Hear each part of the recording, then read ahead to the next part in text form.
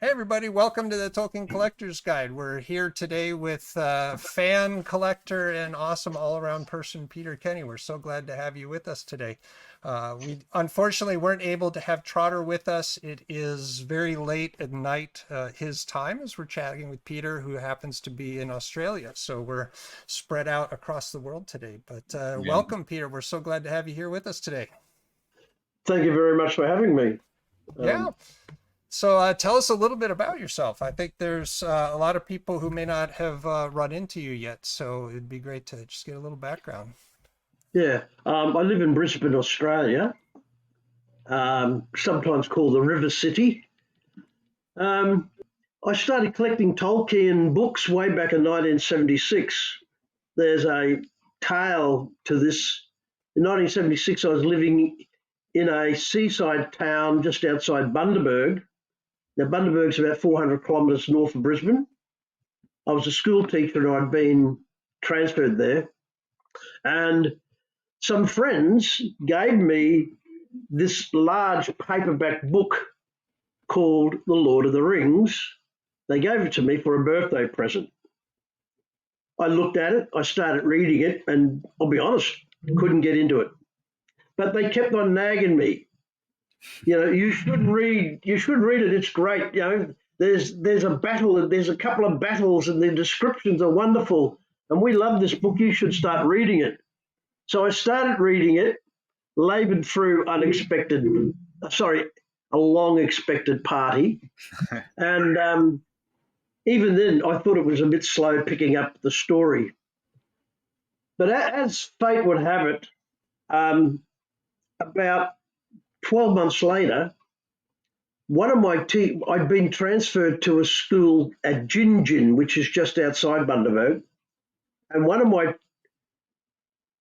teacher colleagues was reading The Hobbit to his class. Mm. And I was enjoying the story so much that not only to his class, sorry, he was reading it to both classes, his class and mine. And not only was I liking the story, I eventually took over the reading. And it occurred to me that this book was linked to The Lord of the Rings. So while I'm reading The Hobbit to two classrooms full of children and feeling like a bard, a bard talking to people, because the kids were absolutely enthralled. And I started seriously reading The Lord of the Rings, and the two linked up quite nicely, and I became a fan. I started hunting and looking for anything to do with Lord of the Rings or Tolkien or The Hobbit. Now, being in Bundaberg, slim pickings. There was not much there. Back in those days, Bundaberg was about 30,000 people. So there was one shop where I picked up a couple of posters, but every time I came down to Brisbane to visit my family, I would visit bookstores in Brisbane. And eventually I picked up, by 1980, I had 6 hardback Tolkien books. I had the 3 volumes of The Lord of the Rings, I had The Hobbit in hardback, and I had The Silmarillion and Unfinished Tales. Mm. So my collection was growing. Mm-hmm. And also being in Brisbane, I was able to pick up posters and, would you believe, a couple of calendars as well later Nice. on in later years. I ended up leaving Bundaberg in 1988 and came back to Brisbane and continued, visiting bookstores looking for anything to do with Tolkien, The Lord of the Rings, etc., etc. So that's where it all began. And by when the centenary year came out, I think it was 92, Mm-hmm. I picked up some hardbacks, and you can see them over my, nope, wrong, over that shoulder, those white Yeah, I books do in see the cover, that. those ones there. Yep. They were the centenary ones, and I think 1992, if I remember rightly, all illustrated by Alan Lee. So the collection was definitely growing and growing and growing. I just became obsessed. Now, I guess I've always been a creative person. I was forever, with children at school, I was forever doing art. I loved doing art lessons. And if there was going to be any sort of school concert, I'd always be the first teacher in there, organising a choir or some sort of stage performance with the kids. And so being a creative person, when the movies came out in 2001, 2, 3, I embraced the creative side of it as well. And that led me down the track of starting to collect figurines made by Weta Workshop. I think originally they were Sideshow Weta, and then it became just Weta. So my collection is not only full of hundreds of Tolkien books, but also I have quite a considerable number of Weta figurines. And I just went a bit berserk. But I think it's because I embrace the creativity of it all. So I'm not only what some people call me a nutter. I'm not only a Tolkien nutter, but I'm also really love getting into the creative side of things. I taught for 40 years, and for about 30 of those years, I was reading The Hobbit to my classrooms each year. And it was only in 2022 I was heading off to New Zealand, and I was at the airport, and the gentleman serving me at the counter looked at me and he looked at my ticket. He looked at me and he said, "You're Mr. Kenny." I said, "Yeah." He said, "You used to teach me when I was in Bundaberg, and you used to read The Hobbit to us." That's awesome. Fantastic. Yeah, that's great. Yeah. And this is something like, 40 years later? Yeah. And, so that was quite just running into an old student like that. And there's been a couple of others over the years as well, from various schools, various backgrounds, where they go, "Ah, I remember you. You're the teacher that used to read The Hobbit." And we used to do a lot of artwork too, associated with The Hobbit. One year we actually made a whole Mirkwood forest in one corner of the classroom with 3 stumps. We made webs out of string, origami spiders, and we had a fishing net across the top with green leaves hanging from it. So it just looked like a whole forest setting. And the kids, and I had a little sting sword, and the kids were having their photos taken in the forest, looking up at the spiders, holding onto the sword. And the funny part about it is they used to put their shoes on the floor and then kneel on the shoes. So they looked like Hobbit size. Oh, yeah. Cool. Yeah. So, there was all those, so The Hobbit, I'll say The Hobbit. The Hobbit had a big influence on my teaching career. And there was a lot of, I remember we did printing and, potato cuts and all that sort of stuff. And the kids used to write poems. Now, I used to teach the kids back in those days writing poetry, and I quite often, well, there were other themes as well, like science fiction, but quite often I'd get the kids to write haikus or limericks about hobbits. Now that grew into something very special for me, because I started writing poems to give them examples of what they could write. And one of the things I taught them was, pick out your favourite song, get the tune in your head, now write a poem about hobbits or about a fantasy land or whatever, using that tune in your head. Do you understand what I mean? Yeah. No, give you definitely. the tempo. And they were converting their favourite song, rewriting it with new verses. Yeah. And that eventually led to myself publishing a couple of books of poems inspired by Middle-earth. Yeah, those are great. Yeah. This one's called Dreams of Another Land, and Colin Duriaz wrote the foreword for it. Mm-hmm. Awesome. Yeah. And then the second one, I went further and had a second one published. This one's called Memories of Another Land, and the foreword for this one was written by John Callan. Mm-hmm. Now, John Callan was one of the dwarfs in the Hobbit movies. Right. He was the old dwarf with the earphone thingy. And John originally came from England, and he's very well known in New Zealand as a producer and actor.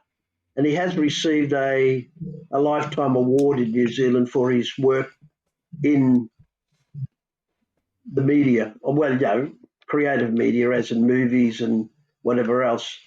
So they're my two books, and it was quite interesting. I was talking about those. A couple of the poems, a friend of mine's actually written music for them. Oh, So excellent. there's actually a few of these poems are actually now songs, Mm-hmm. but they've never been published, unfortunately. One person from Croatia actually did produce one of them, and it's quite beautiful. But yeah, so over the years, I flow on from what I was doing in the classroom became those two books. I'm currently working on a third book, but it's been sidetracked because I'm writing my memoir at the moment. Mm-hmm. Well, actually, I've finished it, but I've got to go back and edit a few things in it. That's normal. Yeah.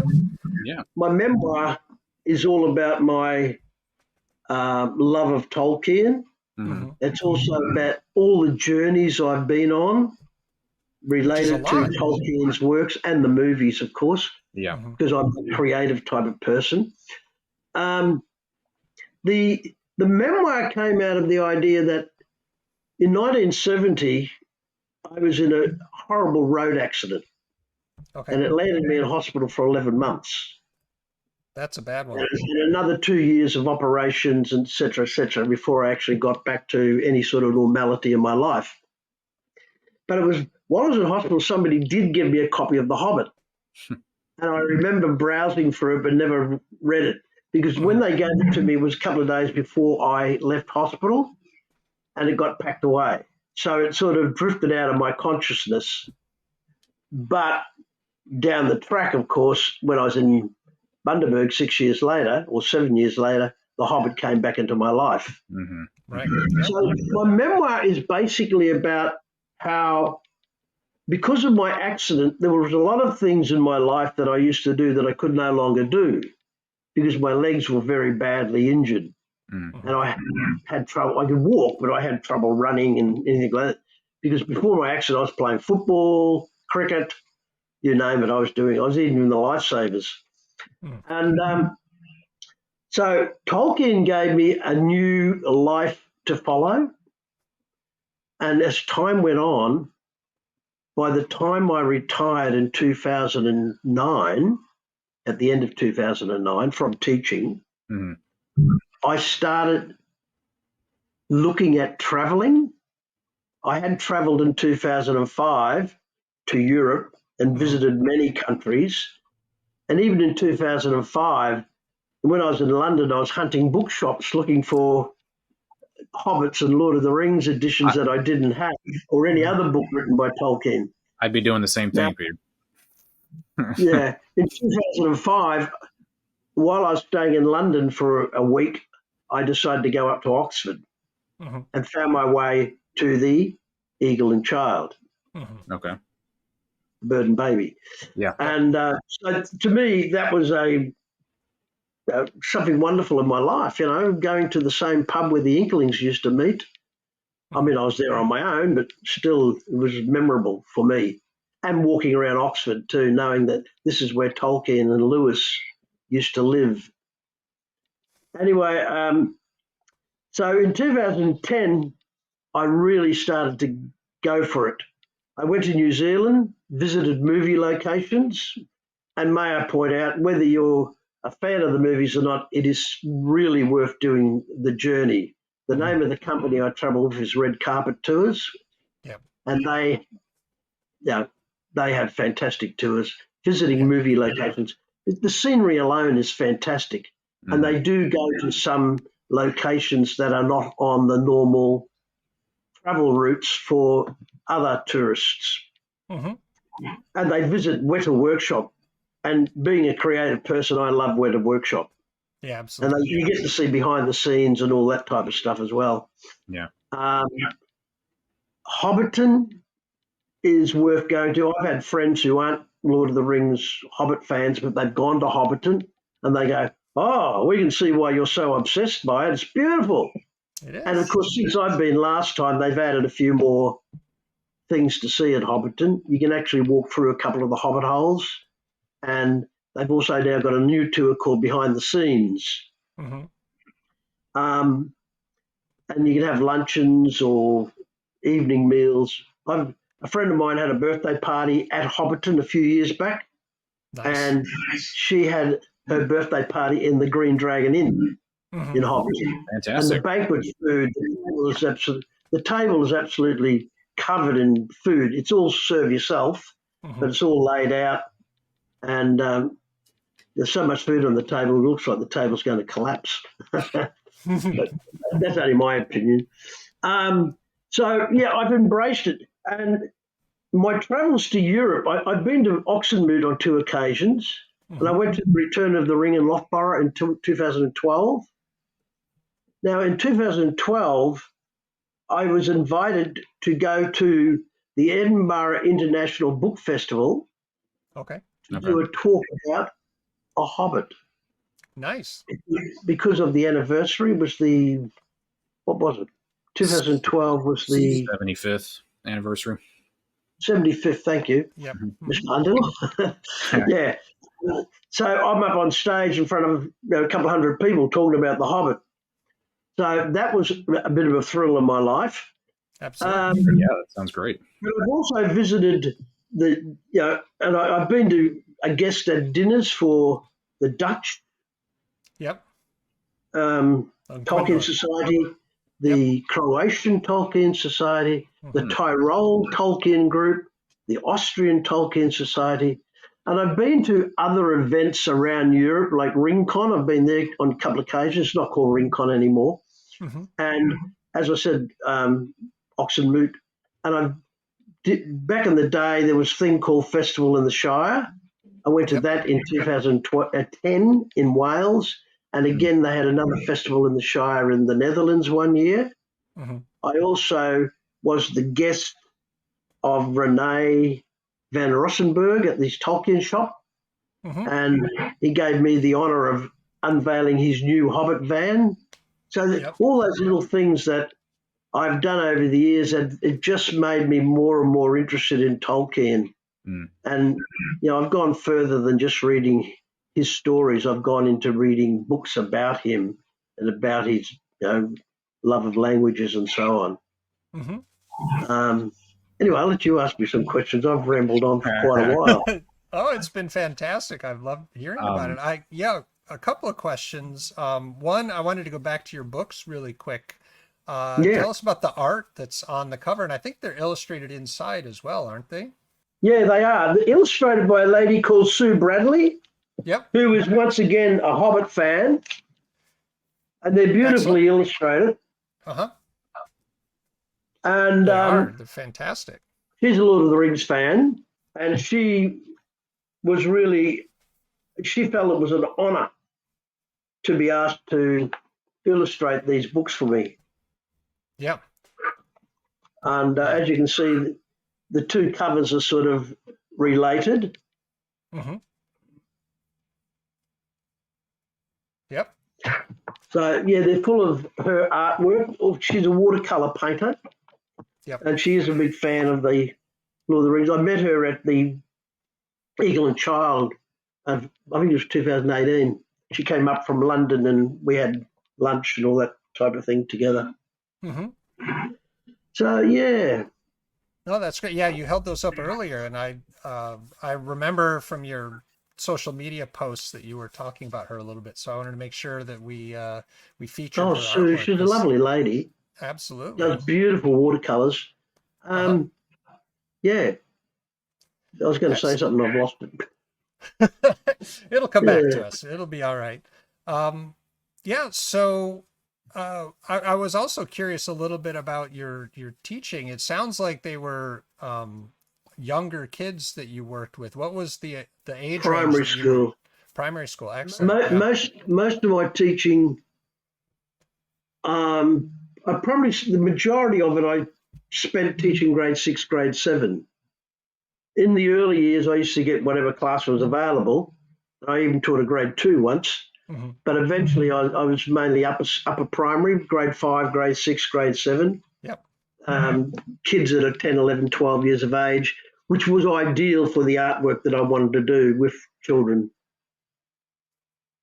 I guess I've always been interested in children's education. For the last 10 years, oh, more than that now, but the last 12 years, um, I've been, well, we started up a Brisbane Tolkien Fellowship, Hmm. and through that Brisbane Tolkien Fellowship events we go to, we've been raising funds for the Pajama Foundation here in Australia. Yep. Pajama Foundation is a group that run mentoring programs for children in care. Hmm. So a lot of our funds that we've raised, we've donated to the Pajama Foundation, for their mentoring programs. Yeah. And you've So I'm done still connected with kids in some way. excellent. Yeah. And you've done you have like a photo booth that you set up at some local conventions, right? That's Yeah, right. There's a story to that. In one of those photos I sent you, there's a photo of a model hobbit hole uh-huh. made by a lady called Maddie Brindley. I think Uh-huh. she was called Maddie Chambers originally. That's the one there. Yep. Now, Maddie handmade that hobbit hole, and I bought it off her. It's a Luckily, I had a benefactor who helped pay for the transporting of it from England to Australia because she lives in England. wow. And I I've did met not know Maddie. that. Yeah, she lives in England. Uh-huh. I've met her on 2 occasions. Once at Loughborough, she came up for the day and spent the day with me. And back in 2018, I had spent another day with her. We went to some zoo in Yorkshire, Hmm. outdoor zoo. I've got the name of it now. The lions and whatever else are in it. Hmm. Um, yeah, so Maddie made that, and it's all handmade. It's about a metre by a metre.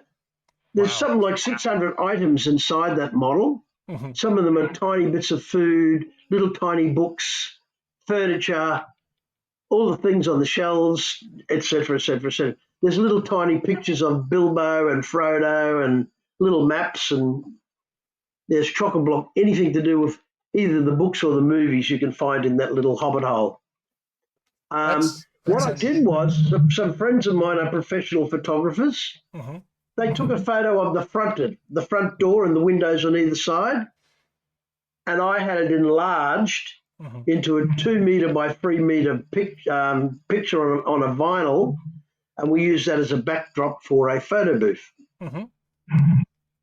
So, I had it made into this big 2 by 3 metre backdrop, and we used that at events. Once again, people give us a gold coin donation for the Pajama Foundation to have their photo taken in that booth.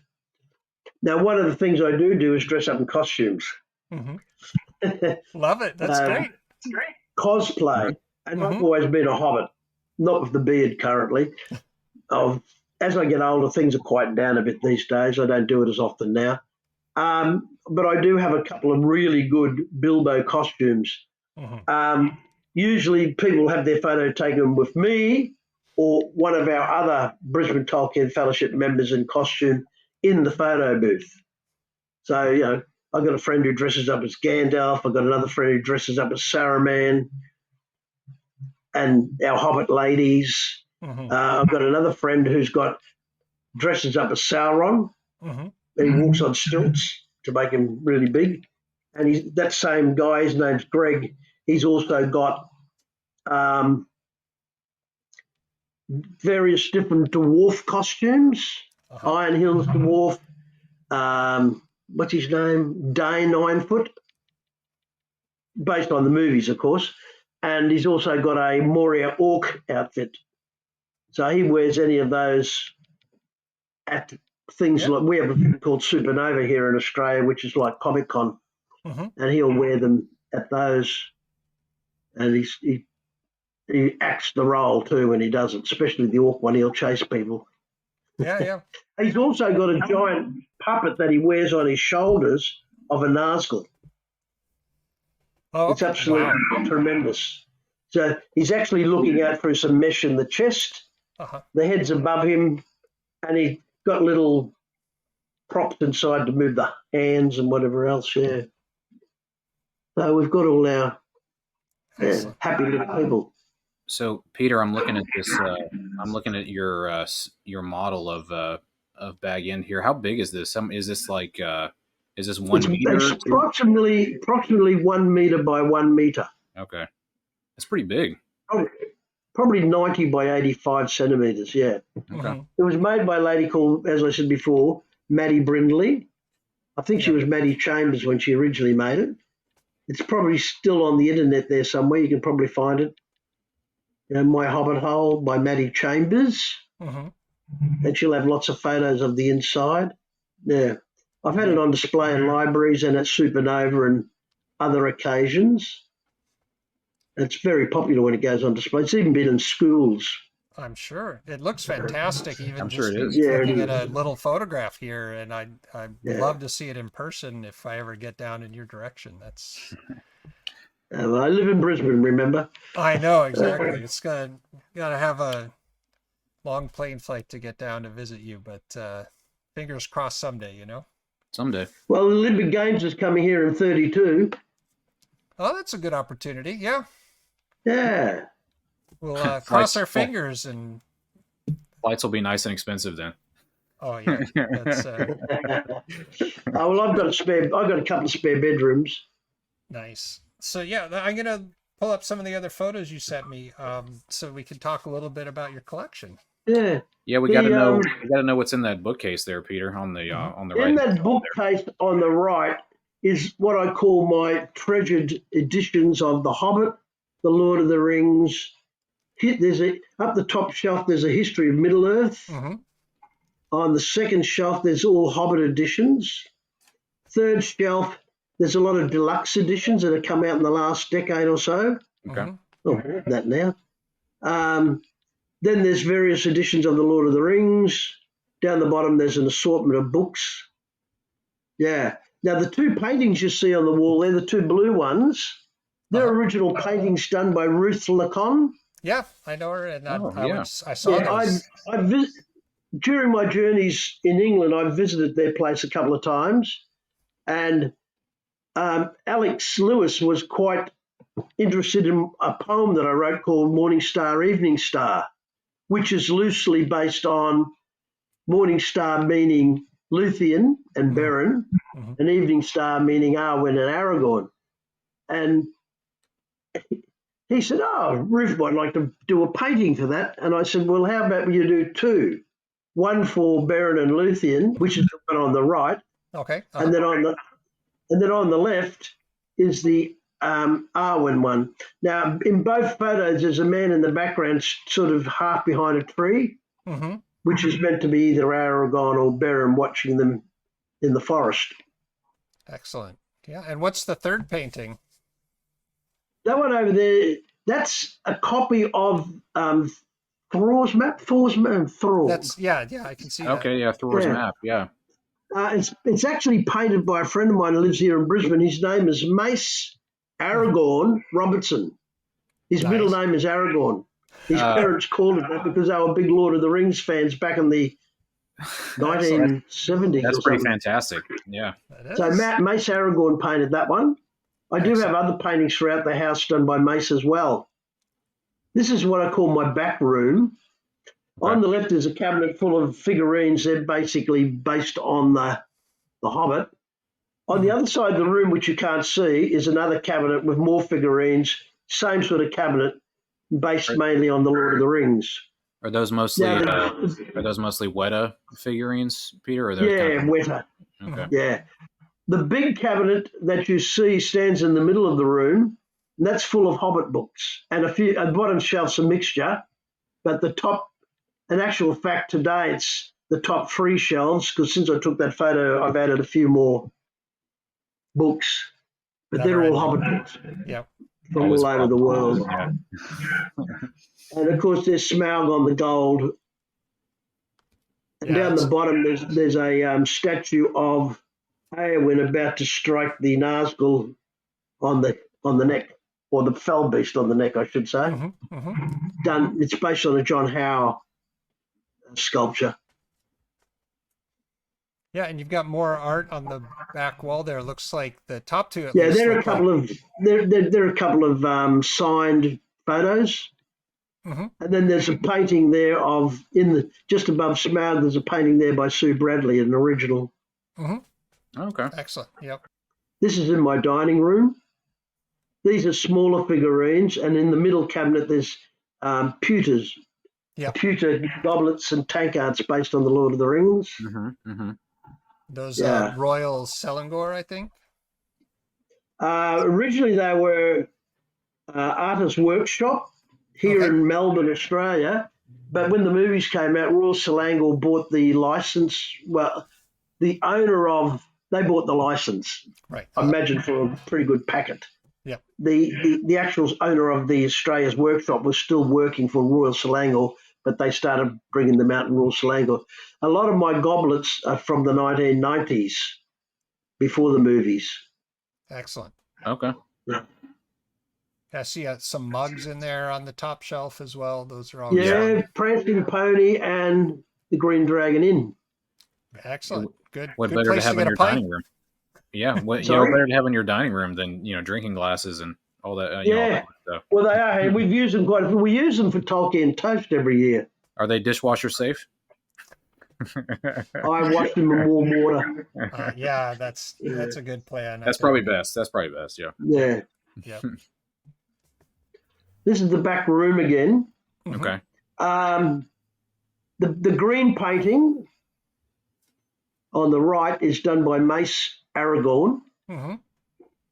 The big one in the middle of Frodo holding the ring is signed by 11 people who were involved in the movies. Yep. Fantastic. I do have the certificate of authenticity. There's some various wetted pictures up on the wall above. You can see some trolls on top of one of the cupboards. Yep. On the right, almost out of picture, is Barad-dûr inside a cabinet. That's a I can see it. Yeah. And the little cabinet in the middle has got various swords in it. Are those bookmarks that are framed in front of the swords? Yeah, they are actually. Yep, you spotted that. Oh, gee, I made that way back probably in 2001. I put it together myself. Yeah. For those, I think I have most of those bookmarks. Yeah. Similar line. Yeah. The little cabinet full of books there. They're various titles by Tolkien or about Tolkien. Okay. And also, there's some diaries as well in there. Are those swords? Are they Jackson film replicas? Is that what? Yeah, they're film replicas. Yeah. Okay. Yeah. At the bottom shelf there, you can see Arwen's sword. Yeah, I can see it. And there's above it is Sting in a Scabbard. Just to give you a couple of ideas. There's also a couple of swords on the wall, as you can see. Oh yeah, I can see those too. Yeah. Yeah. And then the art at the very top of the room, up towards the ceiling. Yeah, they're Weta prints. Okay. Done by Weta artists, but they're prints, frame prints. Oh, Fantastic. Over here, the white painting on the wall, and you'll see there's a little tiny Gandalf. You see the one I mean? Yep. Next to the green one. Yep. Once again, Mace Aragorn. I love his style. Yeah. That's cool. Yeah. And he always does a raised script. He does a raised script of the ring, the ring verse in a circle. These paintings you see here, except for the tree, are originals by Sue Bradley that were in my book or in my books. Okay. The Kirith Ungol on the left is Mace Aragorn. Okay. And is that a I have family a tree then above Smeagol? Yeah, that's from Weta. Yep. It's just got it's the Hobbit. Sorry, it's the Baggins family tree. Oh, okay. Very cool. Yeah, but it's So- from Weta. And then we have a life-size golem. Mm-hmm. I've seen some photos of you with that life-size golem. Yeah, I bought it at a good price Mm-hmm.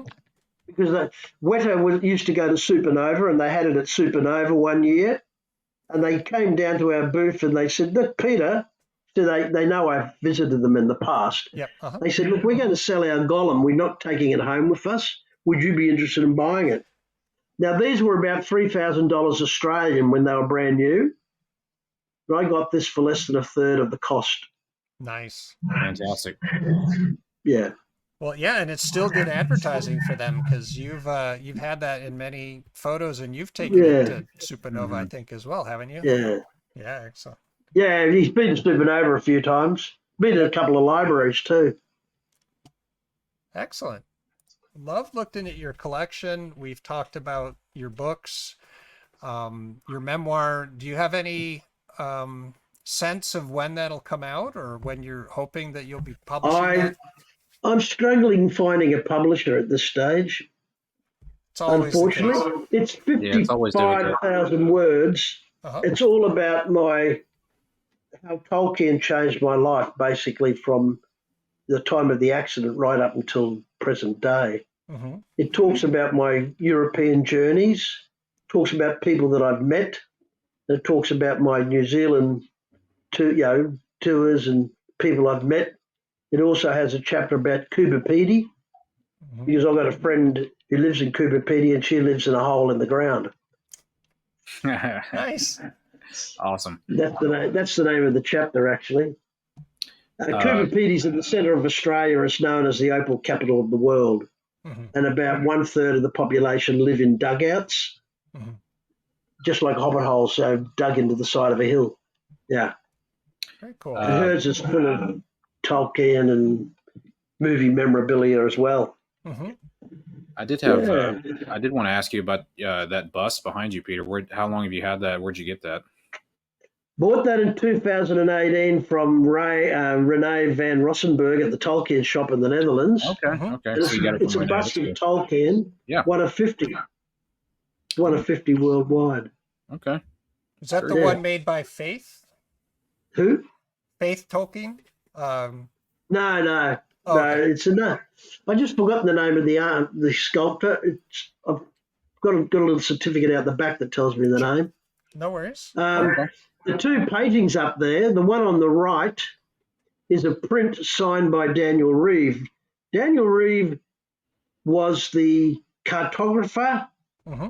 and artist for the movies, plus the Rings of Power. He's the guy that made all the books. Yep. You know, the books that Bilbo wrote in. He also made the maps for the movies. Mhm. And that's a print of a painting that he did of Hobbiton, Mm-hmm. New Zealand's Hobbiton. The one above my head is a painting of, based on a photo, of my standing at Hobbiton at night time looking across the water towards Bag End on the hill. Yeah. It's not exactly the same as the real view. It's fictionalized, but it's based on that of me standing there looking out from the Green Dragon over the water towards Hobbiton.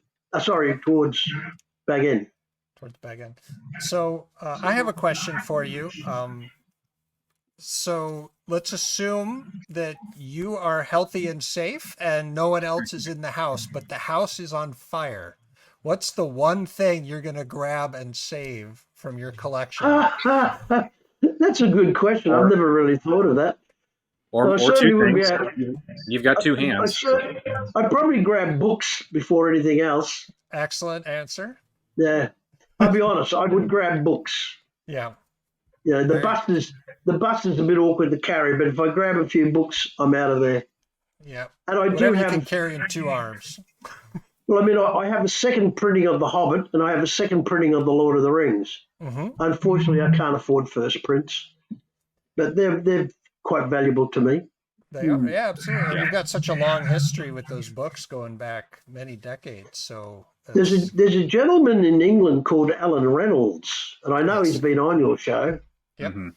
Alan started collecting the same time as I did, 1976. The difference is he lives in England. I hmm live in Australia. He had, and he and I have had a chat about this. He had easy access to many early Tolkien yep. books, writings, not just The Hobbit and The Lord of the Rings. And I'm sure that if I had lived in England at that time, I probably would have gone down the same path as he did. Collecting anything about Tolkien or written by Tolkien. Because when he puts posts up on Facebook, I'm absolutely amazed at some of the things that he owns. And I think Yeah. that could have been me.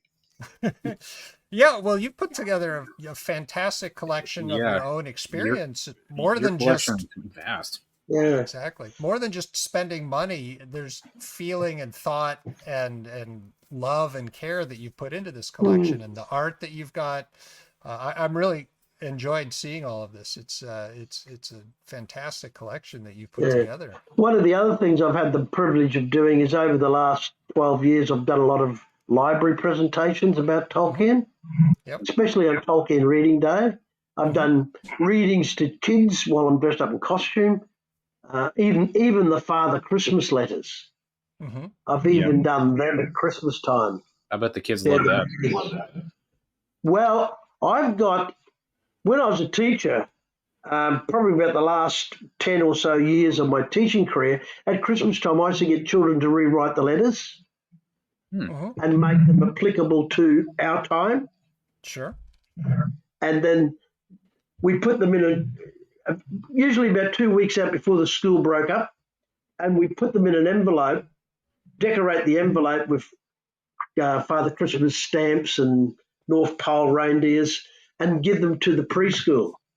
Oh, very And then the nice. teachers at the preschool would check the letterbox, and the little kids would go, "Well, we got a letter from Father Christmas." Mind you, they call him Santa Claus. And yeah, they used to get all excited about that. And then the preschool teacher would read the letter out to the kids. hmm Yeah, so that was another of my Tolkien creativeness at school. But The kids what? used to love rewriting the letters. And I've Well, kept a and lot of the letters in a book. it's fantastic hearing your stories and your love of the books and your ability to share and teach, and you're creating another generation or multiple generations of Tolkien fans with the work that you've been doing throughout your life. It's just fantastic. That's my idea. Yeah. Well, you've succeeded, and I'm really looking forward to reading your memoir. When I find a publisher. Yeah. You'll Hopefully you find a do sooner publisher. rather than later. Yeah, It'll you will happen. eventually. Yeah, it'll happen. You'll Yeah. get. It's basically been ready now for about 2 or 3 months, but I still haven't found a publisher. But I've been told by a good friend that I need to go back and rewrite a few things. hmm It's That's just normal. they're minor things, but they're things that will make it, better in the long term. Yep. Yeah. Well, just before you go, I mentioned that I visit schools. Well, Yes. I have visited schools Hmm. and done a lot of library talks about Tolkien. Um, I've also done a lot of library displays, and hmm libraries have lovely big cabinets. Yeah. And I've done a lot of displays in libraries trying to spread the word of Tolkien here in hmm Brisbane. And That's. and as I I've. said, we have a Brisbane Tolkien Fellowship, which Yep. I'm proud to say has grown into an Australian Tolkien Fellowship. We now have a Canberra Tolkien Fellowship, a Sydney Tolkien Fellowship, and a Melbourne Tolkien Fellowship, as well as a Brisbane Tolkien Fellowship. And I created a name to encompass all of them. The name is Hern Enerath. Oh, Now, excellent. Enor means Middle Earth, or Elvish name for Middle Earth. Hern is a derivative of south or southern, and hmm Ath means belongs to. So Hern Enerath means belonging to southern Middle Earth or South Middle Earth. So Hern Enerath is our club name, And I've even had T-shirts made. I should have worn one of them. Even had T-shirts made with a white tree on it. Not a copy of the movie ones or the book ones. It's another white tree designed by Mace Aragorn. Awesome. And it's got Hern Enaraf Tolkien Fellowship on, and the Hern Enaraf have had 2 Osmoots, one in 2023, one in 2024. The 2023 one was here in Brisbane. 2024 was down in Sydney. The 2025 one will be in Melbourne. They usually run at the weekend nearest to the end of January. Signum University, the Tolkien professor, Corey Olsen, he's actually been our guest, and our Osmoot is usually run through their streaming online thing. Yeah, whatever. And so I'm proud that I've had an important part of getting that going. As you should be. That's really. So, Hern Enaraf was the name, designed by me, and the shirts, etc. Yeah. Okay, gentlemen, I probably covered too much, but anyway. No, it's great. No, you covered just the right amount, Peter. Exactly. We really appreciated having you here today. I've loved to get to see you face to face, because we've chatted online social media, but never had a chance. I'm going to interrupt you one more time. Oh, no problem. If you type in world's biggest Hobbit fan or world's biggest Tolkien fan, and then go to images, there you are. You'll see me. There you are. That's absolutely true. And I didn't call myself that. That was local newspapers jumping on the wagon. Well, I think you've done quite a bit to earn that title. I think it's, I can't say that other people won't also earn that title, but you certainly deserve it. And so it's been awesome having you here with us today. We really appreciate your time and the chance to introduce a wider Tolkien fandom to you, because not everybody's had a chance to meet you in person, even though you've tried. Yeah, and for those of you online on social media who may be a part of, like if you're on Facebook or anything like that, and you come across collecting groups or things like that, and you see posts from the Proudfoot collection, that's Peter, the Proudfoot collection. Yep. Yeah. I've got a Facebook page, Peter Kenny, and I also have a YouTube channel too, which is Proudfoot Esquire.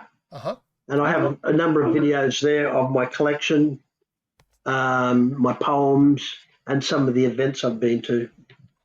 Excellent. So yeah, we will put some links to those down below with this video. You'll be able to find Peter across various social media and your YouTube channel, etc. So be sure to check those out, and we'd really love to get a like and subscribe ourselves if this is your first time visiting us, and also definitely give Peter a like and subscribe as well.